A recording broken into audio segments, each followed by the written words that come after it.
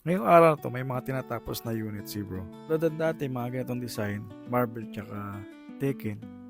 So, may buyer kasi ganito yung gusto nilang design at hinahanap nila. At itong Supreme naman, patapos na today, kaya dinidemo lang natin kay client na working at walang magiging problema. Tara, samahan niyo ako sa day 100 ng daily vlog ko. Yung marami na rin yung kumukuha ng ganitong design at nagkaka-interesado. Pangatlong Supreme na to ngayong month. Pero nagkakatalo sila sa design. Ito naman, pure Supreme logo lang talaga, walang iba. Yung nakaraan kasi mayroong basketball design at may quotes. Palot na lang namin to today para ma-pick up mamaya ni Lalamove dahil medyo malayo pa yung pagdadalhan nito. Interesado ka sa mga ganitong design, pwede naman natin i-layout yan. Libre naman yun. Just message my page lang, Gigabit Tech or Big James TV. Mapapag-usapan natin kung ano yung gusto mong design. Ito na kung customize yan at pambahay lang naman, hindi mo gagawin pang business, pwede natin i-layout ng libre. Dahil na-pick up na siya nilala mo, ihatid ko muna si Bonso sa kapatid kong babae. Dahil birthday niya today, ay bibigay daw siyang regalo. At gusto niya rin ito i-testing tong e-bike, kung okay ba i-drive. Alam naman to si Bonso, busy lagi sa school tsaka OJT niya. Pira lang din makapag-off. Kaya may time siya today, makapag-drive muna. Ayun, smooth naman daw at wala namang problema sa pag-drive ng e-bike. Ida, wala pang ligo-ligo yan.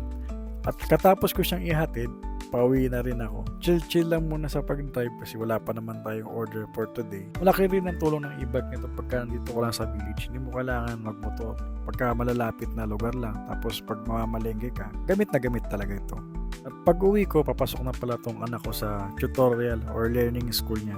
3 p.m. 1 hour lang naman yun at ihatid din siya ni Mrs. Ako rin siya pinasok sa learning center kasi napakalapit lang dito. Dito lang din sa loob ng village namin para mabilis siyang matuto. Pagkabalik ko ng bahay, dumating na pala si EP Cargo.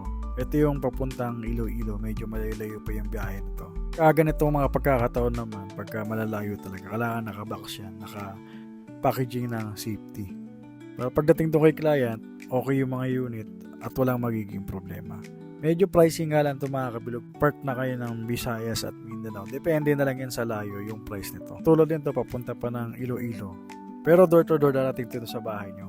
Sa around 4,000 something yung isa nito. So umabot siya ng kulang-kulang 9,000. Pero hindi mawawala yung selfie. Papunta na kasi ako ng gym dyan. Bagong ligo ako.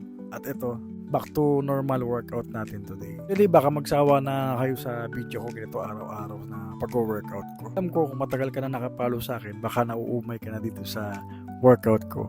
Ang importante kasi dito, ang pinupunto ko sa mga ginagawa kong content nito, is maging consistent tayo sa pag-workout natin. At hindi lang yun, nagkakaroon ka ng disiplina sa iyong katawan at kalusugan. Lalo na binago ko yung meal plan ko. From 3 meals a day, ginawa ko siyang OMAD. Ano nga ba yung OMAD? Each day is 1 meal a day na lang yung kinakain ko. Pero, mahit mo pa rin yung protein intake mo at yung calories count na naka-assign sa'yo. Isa ngayon, hindi ko na nga natatansya. Sa una, tinitimbang ko pa yung mga kinakain ko. Hindi naman ako lumalaban sa athletic or gym model. Ang importante lang sa akin is makapag-lose ng weight.